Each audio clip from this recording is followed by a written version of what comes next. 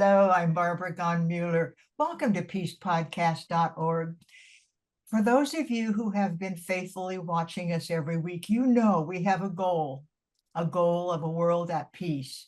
We have a goal that you are the reason why we are here. You are the reason we want you to know that you are the ones who can be the peace solvers today.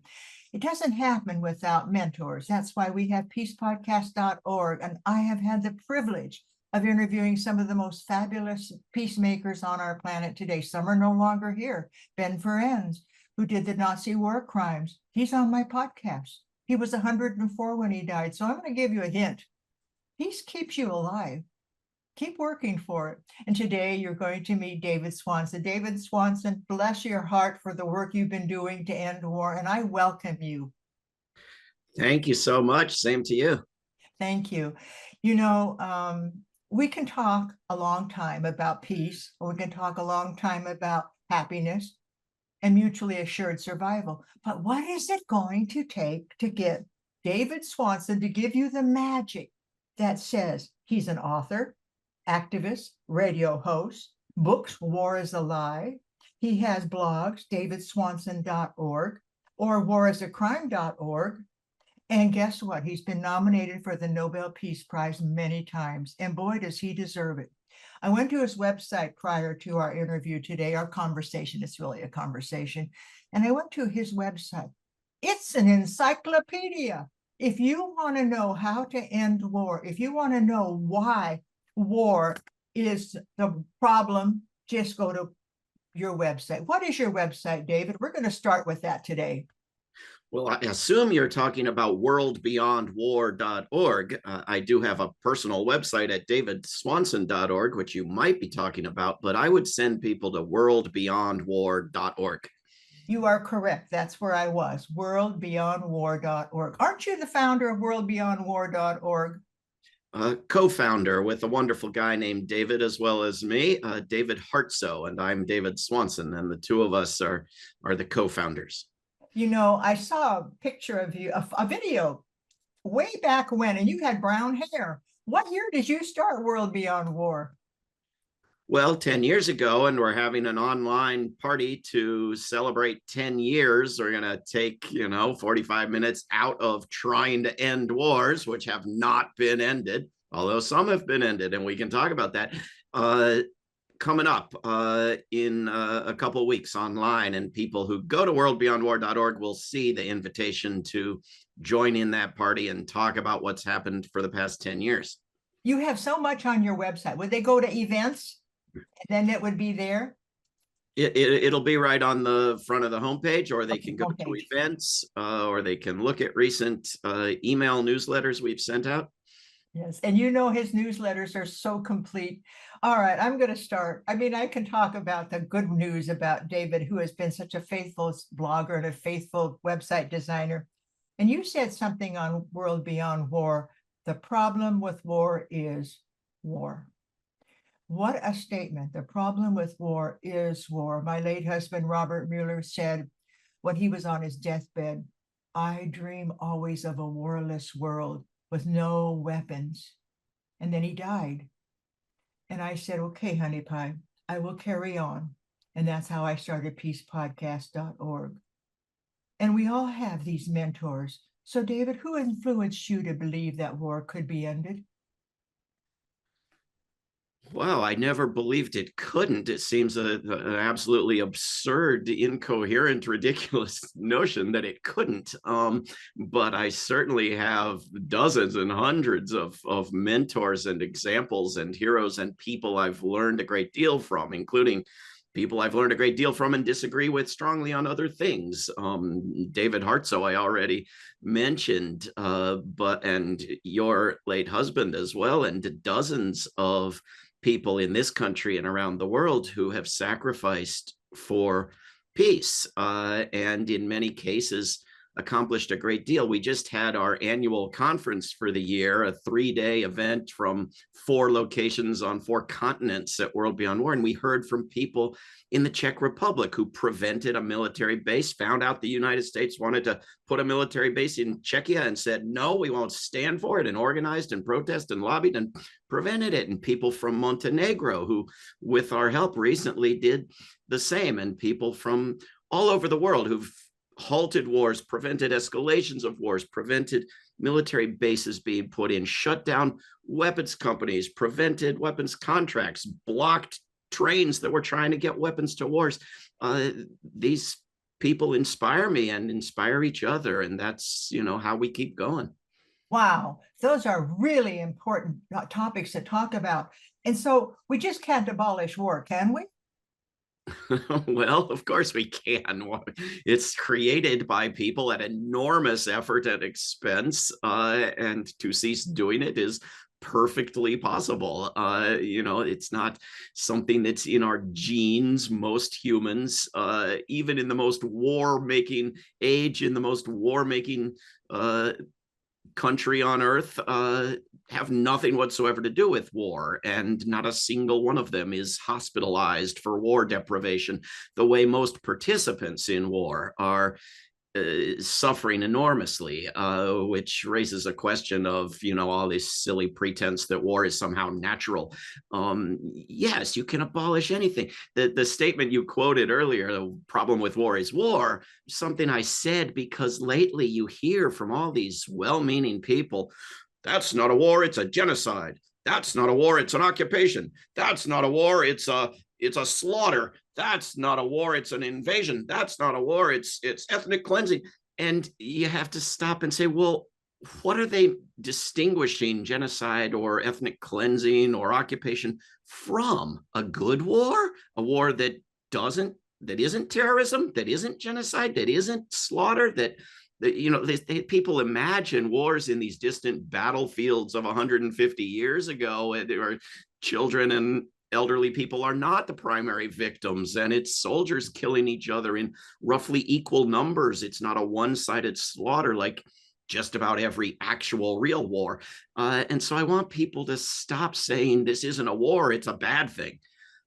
War is a bad thing. This isn't a war, it's a crime. War is a crime. This isn't a war, it's terrorism. War is terrorism on the largest scale. You have the former director of the CIA yesterday saying that what Israel's doing is terrorism. So that's what I want people to figure out how to address. Wake up is what you're saying. Wake up. War is war. And when I read that editorial, that's where I quoted you from your latest editorial on World Beyond War blog. And I thought, wait a minute, war is war, and it's a horror that we have to get rid of. It's not safe for us on the planet if there's even one war. Well, it's not. We have wars going on right now that have put us at greater risk of nuclear apocalypse than we have ever been before. We got to stop saying since the Cuban Missile Crisis, because this is more dangerous than the Cuban Missile Crisis right now in Ukraine. We have the president of Ukraine in Pennsylvania with the governor of the state signing shells with which to murder people back in Ukraine, and proudly doing U.S. election interference, and this is, putting us closer to swift elimination of just about all life on Earth, while guaranteeing that we don't have the international cooperation or the resources or the energy going into preventing a little bit longer term crises like environmental collapse, like the homelessness and poverty and disruption that are created by war and climate collapse. Well, you definitely put the problem out there. I lived in Costa Rica with my late husband, Robert Mueller, for over 17 years. And we looked at what we were gaining by being a warless country. We didn't have to pay but $1,000 for over 400 hectares of land. Why? Because there was no war machine to support. Why were the children always happy? I've never seen such peaceful children. Absence of wars translates into the heart of the grandparents, into the heart of the children. And when I looked around, I said, this is the happiest place I've ever lived. And we lived in a shabby old cabin, but I didn't care. It was about being in love and about being in a warless zone. It was so wonderful to wake up and travel the mountains. On my 60th birthday, I was walking up the mountains celebrating peace. Yeah, Costa Rica is a wonderful example. We've done book clubs at World Beyond War with authors of books about Costa Rica that you can find discussed on our website. There's a wonderful film called A Bold Peace that people can watch. But it's an example of a country that put in its constitution the military is abolished and put the military where it belonged, in a museum. And went about its business without it. Not perfect, not, magical, but a dramatic improvement. A country that economically and socially, does dramatically better than its peers because it's not dumping all its money into this counterproductive madness of generating enemies for itself. Oh my goodness, you have summed it up in a nutshell. You know, in Costa Rica, they have free medical care, they have free education. It's an amazing place to live. And on our property, Jose Figueres, now this is what you mentioned earlier, the power of the people. And I'm going to go right back to that because when I see people in Costa Rica being at peace, taking care of the homeless, taking care of their elders, and living longer than most people in the United States because they're of service. Grandparents take care of grandchildren, et cetera, et cetera. But you said something. You said something about we just can't abolish war until we look at the results of abolishing war. And you saw these people that you were just talking about going out and stopping things. It's the people, right? Absolutely. But we can't just have one country. We got to have all the other countries follow suit. And our international institutions are not doing it. The Secretary General this week said they're not up to the task. We have, apparent efforts to reform the United Nations underway that are possibly making it worse. And we need other countries to look at the example of Costa Rica and Iceland and a dozen other small countries and say, we don't need a military. We're better off without it. We don't need to join a team. We don't need to be NATO. We don't need to be, enforcing so-called peace on the rest of the world. We can rise above this. And it's going to take getting the major countries involved because you've got lots of countries taking steps in the right direction, abolishing nuclear weapons, abolishing this weapon and that weapon. And US athletes go over to Europe for the Olympics and they're shocked at this notion of free healthcare. How does this happen? But it's not going to last because you've got NATO going over there and saying you must take your money out of healthcare and out of schools and out of environmental protection and put it into the military. Did you It's a hear what he public said? service. NATO. If you're a supporter of NATO, you better look at it twice because did you just hear what he said? David Swanson, you are picking up all of the issues that people are dealing with today in countries that don't really think they can do it without NATO. Think about that. NATO is, the Secretary General of NATO, so-called, is not elected to anything. This is not someone who has the right to be going around badgering and threatening countries and laying down terms for membership and protection rackets. This is not, you shouldn't have Joe Biden demanding that you spend 2% of your economy on war and Donald Trump demanding that it be 3%. That's my money. That's my tax dollars that are going to things that I don't believe in. And I don't want that. I want to have my voice heard. You mentioned once upon a time a global security system. Are we even close to that? Well, we have steps in the right direction. We Yeah, the have, TPNW, the United Nations supported that, the Treaty for the Prohibition of Nuclear Weapons. It doesn't seem like it seems like things are created and then they kind of just limp along.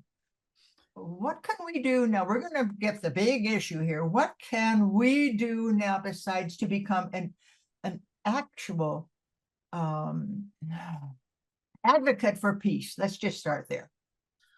Well, we have to do education and we have to do activism and we have to organize and we have to pass resolutions and we have to protest until we get We, and I hear divestment. that word, we, not just David Swanson. God bless David Swanson. God bless Phil Gittins, and God bless all you who are working for it. But we, every single one of us, I remember Oprah saying, get out of your chair, come up and do something. Well, she's trying her best to do a few things, but I think we have to get out of our comfort zone and begin to remember that we're part of the solution to our peace, right?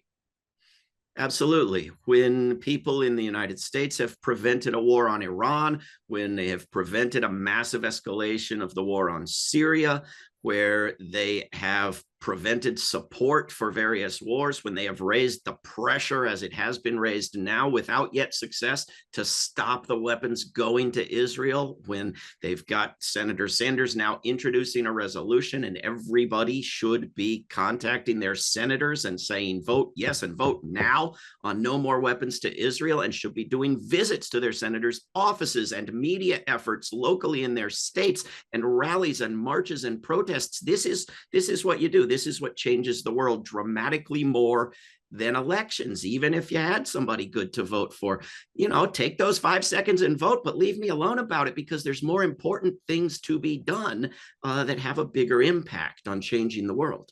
Did you hear him talk about transformational advocacy? Did you hear what he said?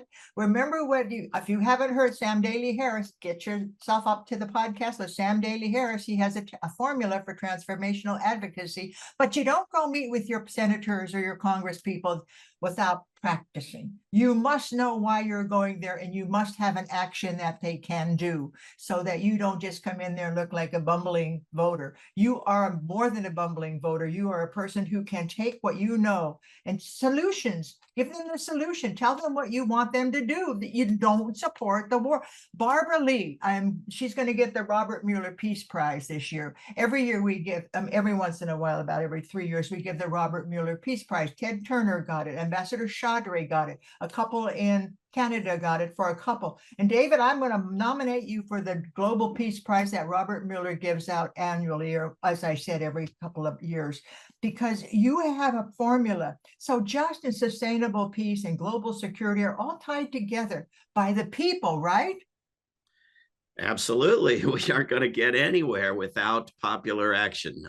This is what's needed. This is what changes things. And you're not gonna change a senator's mind in one meeting unless you're applying pressure through the media, through the corporate media, the independent media, the social media. You're doing petitions, you're doing emails, you're doing phone calls, you're asking for another meeting with a stronger demand.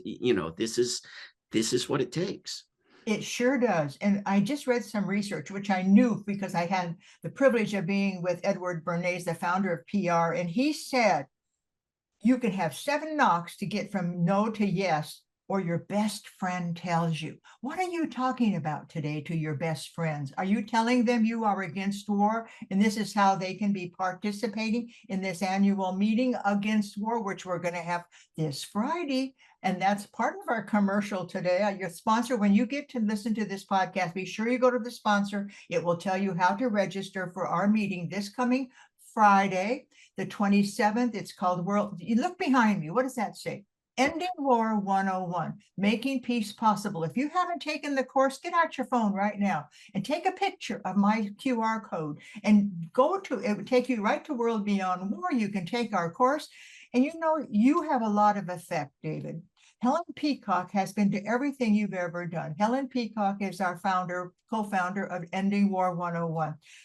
All the people I know who have been involved with you are activists. And if you haven't become an activist, I want you to join us this Friday at 9 o'clock Pacific time. And David is going to be our keynote speaker for 1 hour. Give up 1 hour of your precious life to see how you can preserve our precious planet. And as I said, David is an author. David Swanson is an author, activist, radio host, blogger. I don't know a man that works harder.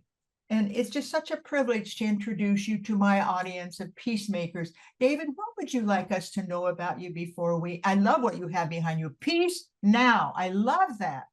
But At the end, what do we always have you give the final word. What would you like us to do today, tomorrow, and the rest of our lives? That's a Well, big question.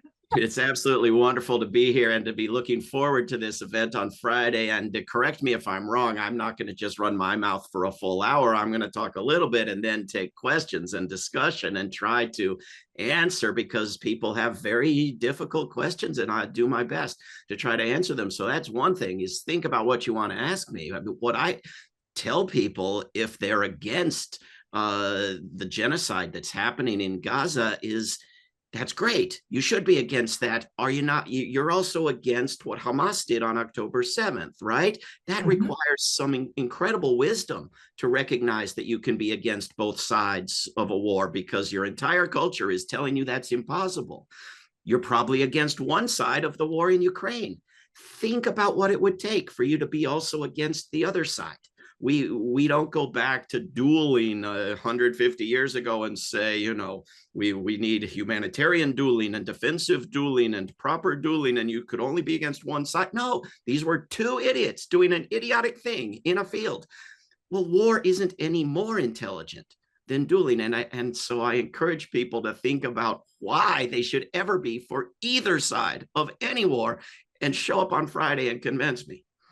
Thank you, thank you, thank you. You're listening to David Swanson, and he is talking about our Ending War 101 seminar, test, I guess you could call it that, talk on the 27th of this month. Now, those of you who are watching this podcast after September 27th, don't worry. This Peace podcast will be there forever. You can bring your friends together, invite 5 people to watch it and have a conversation. Okay, 5 of you could get together and say, what are we going to do? What's our advocacy that we're going to transform the world war machine into a peace machine? What are we going to do? And with that, David, the last word is yours. What would you like us to say to the world? That you're for a world beyond war, and you're going to take action for it. And you've gone to worldbeyondwar.org and signed the peace pledge and joined with people in over 200 countries in committing to working to end war. And did you hear that? Go to World Beyond War and sign the peace pledge. What a simple thing to do. And you will become part of a growing majority. And I know we are the people that want the peace today. And I know that we are the ones that you're waiting for. No, we're waiting for you to take that action that we know you can take. And David, you're just a blessing and a brilliant scholar. I would say that you're one of the most learned men about why war doesn't work. So if you're questioning why war doesn't work, go to World Beyond War and check out that website. I said it's an encyclopedia. David, you have anything else you'd like to say? I think you've said it. I really appreciate it, and look forward to our talk soon. Thank you so much. Thank you all for joining us. I'm Barbara Gahn-Mueller. As you know, we're here for peace, happy living, and mutually assured survival. Bless you, and I love you. Thank you, David.